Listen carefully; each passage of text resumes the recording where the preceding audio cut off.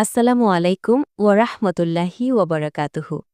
প্রিয় দিনী বোনেরা, আশা করি আল্লাহর অশেষ রহমতে আপনারা সবাই ভালো আছেন। নারীর জীবনে মাতৃত্ব এক মহান নেয়ামত। গর্ভাবস্থা এমন একটি সময় যখন একজন নারী শারীরিক ও মানসিকভাবে অনেক পরিবর্তনের মধ্য দিয়ে যান। এই সময়ে আমাদের মনে ইবাদত, স্বাস্থ্য এবং পারিবারিক জীবন নিয়ে অনেক প্রশ্ন জাগে। বিশেষ করে দাম্পত্য জীবনের অত্যন্ত ব্যক্তিগত একটি বিষয়, গর্ভাবস্থায় স্বামী স্ত্রীর শারীরিক ঘনিষ্ঠতা বা সহবাস, এ নিয়ে অনেক বোনই দ্বিধা, সংকোচ এবং ভয়ের মধ্যে থাকেন। লজ্জার কারণে অনেকেই সঠিক মাসালা জানতে পারেন না, ফলে অনেক সময় ভুল ধারণার বশবর্তী হয়ে দাম্পত্য জীবনে দূরত্ব তৈরি হয়, অথবা এমন কিছু করা হয় যা মা ও শিশুর জন্য ঝুঁকিপূর্ণ। আজ আমরা হানাফি মাযহাবের নির্ভরযোগ্য ফাতাওয়ার আলোকে এই বিষয়ে অত্যন্ত শালীনভাবে এবং বিস্তারিত আলোচনা করব ইনশাল্লাহ। প্রথমেই আমরা জানব ইসলাম এই বিষয়টিকে কিভাবে দেখে। ইসলামের মূল নীতি হল বিবাহিত দম্পতির জন্য একে অপরের সান্নিধ্য লাভ করা কেবল একটি জৈবিক চাহিদাই নয়, বরং এটি একটি নেক আমল এবং ইবাদতও বটে। হানাফি মাযহাবের কিতাবসমূহে পরিষ্কারভাবে বলা হয়েছে, বিবাহিত দম্পতির জন্য বছরের যে কোনো সময় সরাইভাবে নিষিদ্ধ সময়গুলো ব্যতীত সহবাস করা জায়েজ। গর্ভাবস্থ নিজে থেকে সহবাসকে হারাম করে না, অর্থাৎ একজন মহিলা গর্ভবতী হওয়ার কারণে তার স্বামীর জন্য তিনি নিষিদ্ধ হয়ে যান না। এটি একটি প্রাকৃতিক অবস্থা এবং এই অবস্থায় শরিয়াত দাম্পত্য সম্পর্কের উপর কোনো সাধারণ নিষেধাজ্ঞা আরোপ করেননি। সুতরাং গর্ভাবস্থার শুরু থেকে শেষ পর্যন্ত যে কোনো মাসের শারীরিক ঘনিষ্ঠ হওয়া মৌলিকভাবে জায়েজ বা বৈধ। তবে এখানে কিছু শর্ত এবং সতর্কতা রয়েছে যা আমাদের জানা জরুরি। প্রিয় বোনেরা, ইসলাম সবসময় সহজ এবং মধ্যম পন্থা পছন্দ করে। গর্ভাবস্থায় সহবাস জায়েজ হওয়ার জন্য তিনটি প্রধান দিক খেয়াল রাখতে হবে। ১. মা ও সন্তানের নিরাপত্তা। যদি স্ত্রী শারীরিকভাবে সুস্থ থাকেন এবং সহবাসের ফলে তার বা তার গর্ভস্থ সন্তানের কোনো প্রকার ক্ষতির আশঙ্কা না থাকে, তবে এটি সম্পূর্ণ জায়েজ। ২. চিকিৎসাগত পরামর্শ। যদি আপনার চিকিৎসক, বিশেষ করে মুসলিম ও অভিজ্ঞ ডাক্তার পরীক্ষা নিরীক্ষা করে বলেন যে আপনার কোনো ঝুঁকি নেই, তবে আপনি স্বাভাবিকভাবেই আপনার দাম্পত্য জীবন অতিবাহিত করতে পারেন। ৩. পারস্পরিক সম্মতি ও স্বাচ্ছন্দ্য। এই সময়ে স্ত্রীর শারীরিক কষ্ট বা ক্লান্তি থাকতে পারে, তাই স্বামীর উচিত স্ত্রীর সুবিধা ও সম্মতির প্রতি সর্বোচ্চ গুরুত্ব দেওয়া। তবে মনে রাখবেন, গর্ভাবস্থার শেষের দিকে শারীরিক গঠনের কারণে অনেক সময় সাধারণ পদ্ধতি কষ্টকর হতে পারে।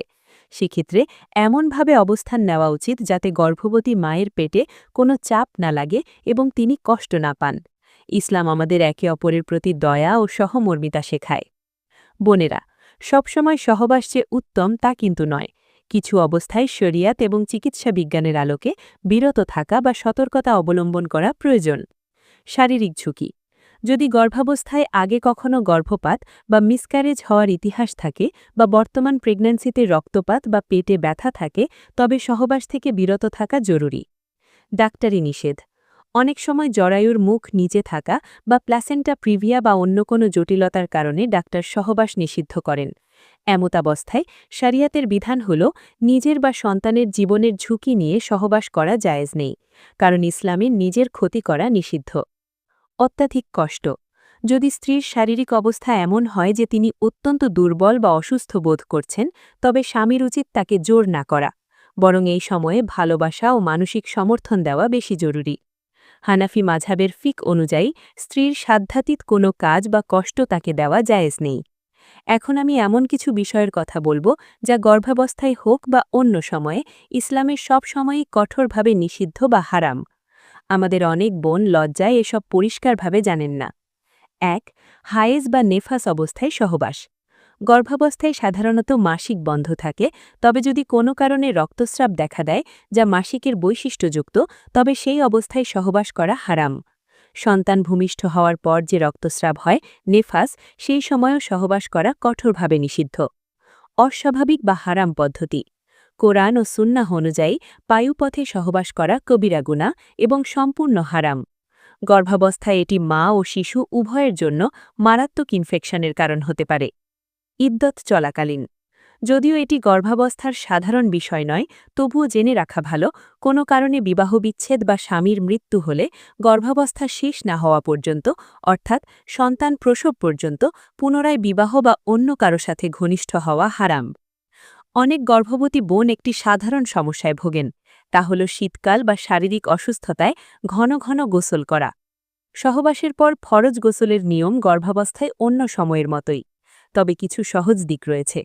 শরীরে বীর্য প্রবেশ করুক বা না করুক, যদি স্বামী স্ত্রীর গোপন অঙ্গ মিলিত হয় তবে উভয়ের ওপর গোসল ফরজ হয়। গোসলের সহজ নিয়ম হল, যদি মাথায় অনেক চুল থাকে এবং তা ধুতে কষ্ট হয় তাহলে খেয়াল রাখতে হবে যেন চুলের গোড়ায় পানি পৌঁছায়। যদি চুলের গোড়ায় পানি পৌঁছে যায় তাহলে পুরো চুল ভেজানো জরুরি নয়, যদি তা বিননি করা থাকে। তবে গর্ভাবস্থায় যদি কারো ঠান্ডা লাগার বা অসুস্থ হওয়ার ভয় থাকে তাহলে তিনি কুসুম গরম পানি ব্যবহার করতে পারেন।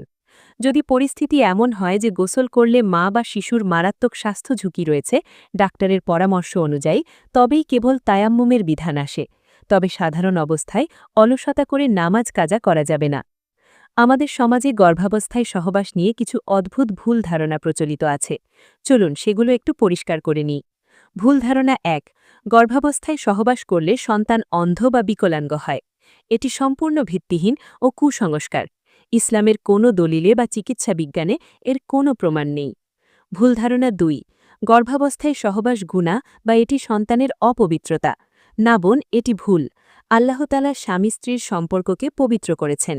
মা গর্ভবতী থাকা অবস্থায় স্বামীর সাথে ঘনিষ্ঠ হলে সন্তানের কোনো ক্ষতি বা অপবিত্রতা হয় না। ভুল ধারণা ৩, পুরো ৯ মাস সহবাস হারাম। এটিও ভুল।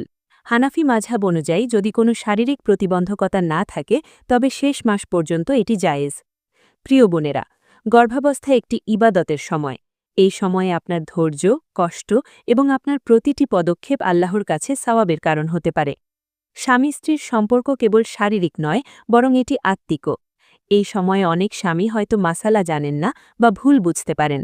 আপনার দায়িত্ব হল অত্যন্ত নম্রভাবে স্বামীর সাথে কথা বলা, তাকে বোঝানো যে আপনার শারীরিক অবস্থা কেমন। ইসলাম স্বামীকে নির্দেশ করেছে গর্ভবতী স্ত্রীর সাথে কোমল আচরণ করতে। আবার বোনদের প্রতি অনুরোধ, বিনা কারণে স্বামীকে দূরে সরিয়ে রাখবেন না। দাম্পত্য জীবনে যাতে কোনো ফাটল না ধরে বা স্বামী গুনাহের পথে না বাড়ায় সেদিকে লক্ষ্য রাখা স্ত্রীরও দায়িত্ব।